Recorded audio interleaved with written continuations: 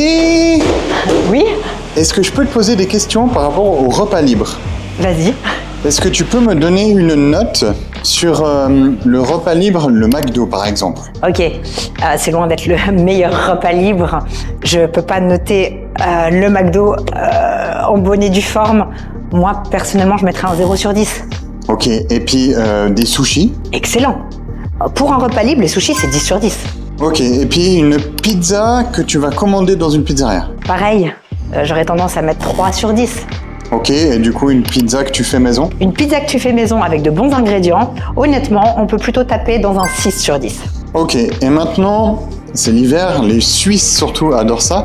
Comment noterais-tu une raclette ou une fondue? Raclette et une fondue, malheureusement, gustativement, c'est un 20 sur 10.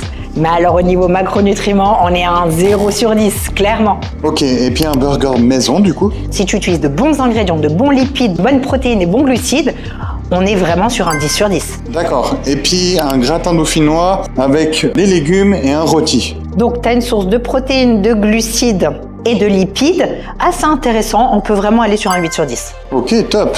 Et un apéro dînatoire? Le problème de l'apéro dînatoire, c'est que tu sais quand il commence et tu sais pas quand il termine. Donc là, je peux pas manifester une très bonne note, sauf si tu fais attention à ce que tu manges.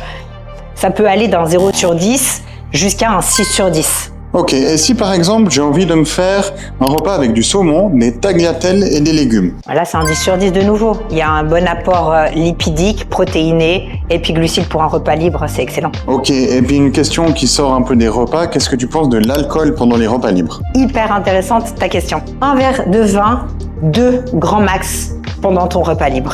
Ça, c'est l'idéal. Sinon, c'est catastrophique l'alcool. 0 sur 10. Ok, mais alors, comment faire pour bien faire? Abonne-toi à mon compte pour plus de conseils.